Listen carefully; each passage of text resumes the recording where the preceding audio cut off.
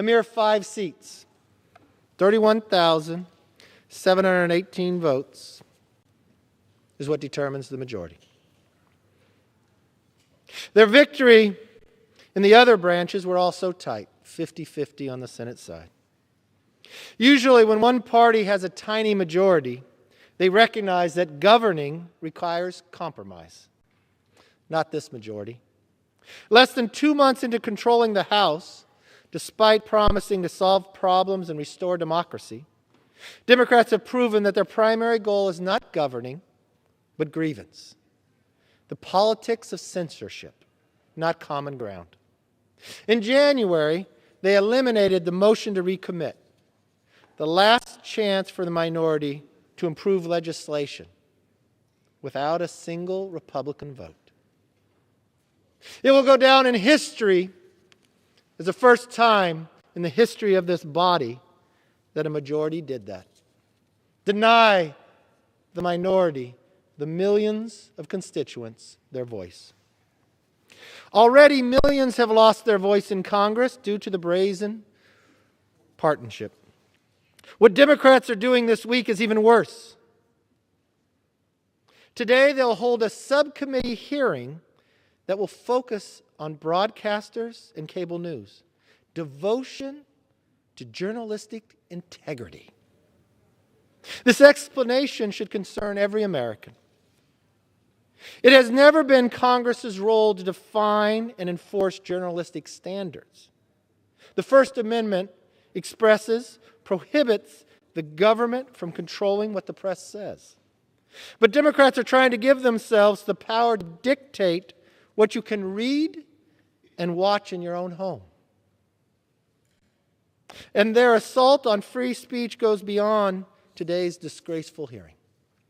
On Monday, Representatives Eshoo and McNerney sent a letter to 12 cable, streaming, and satellite companies, essentially threatening them to remove Fox News, Newsmax, and One American News Network from their airwaves. Here is just a quick snapshot of the answers they're demanding from the carriers. Mr. Speaker, the House is not in order. The gentleman is correct. The House will be in order. Now here is just a quick snapshot of the answers they're demanding from the carriers.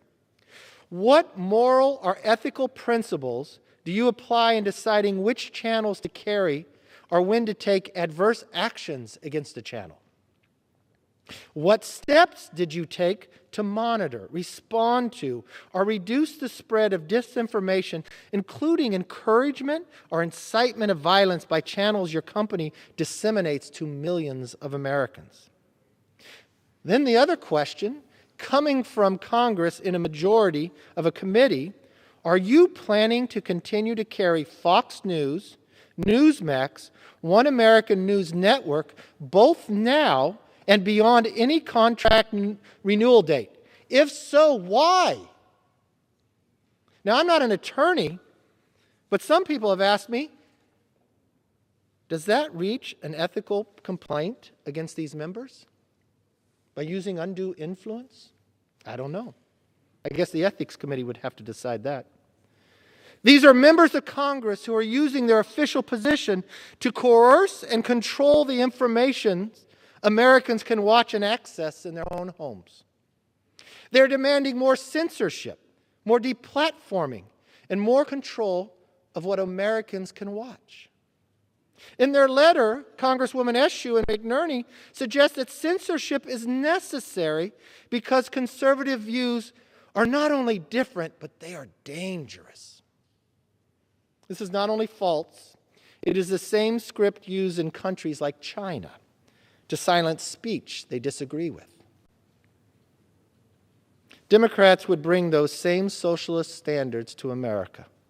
Yet those standards are dangerous, vague, and easily abused. They have no place here. Democrats' action this week make it clear that the greatest threat to free speech today is not a law from Congress, which is bound by the First Amendment. The greatest threat is politicians who bully private companies to silence dissenting views.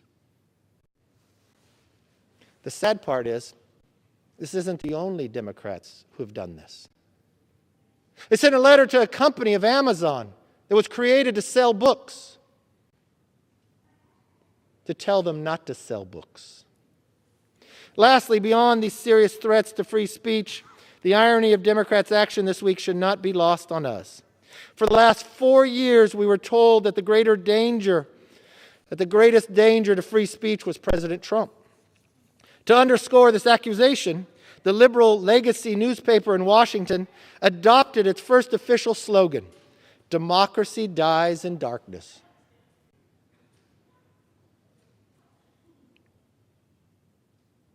As usual, the heated rhetoric from the other side was off base badly. The same party that is now worried about misinformation, rumor mills, and conspiracy theory hotbeds was comfortable with endorsing destructive and false narratives for 4 years.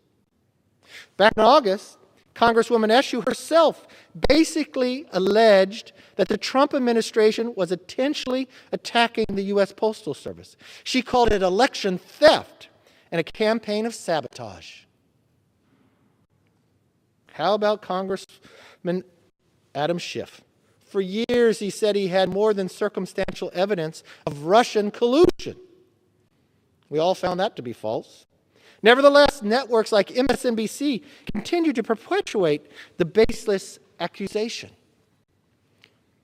I wonder if they sent a letter there. Or how about our own Speaker Pelosi, who said in 2017, and I quote, "Our election was hijacked. There is no question."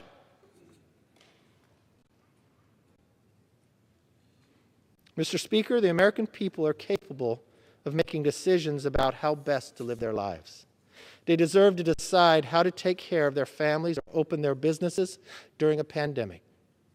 And they deserve to decide to watch the news, judge the information they choose, and draw their own conclusion about its accuracy.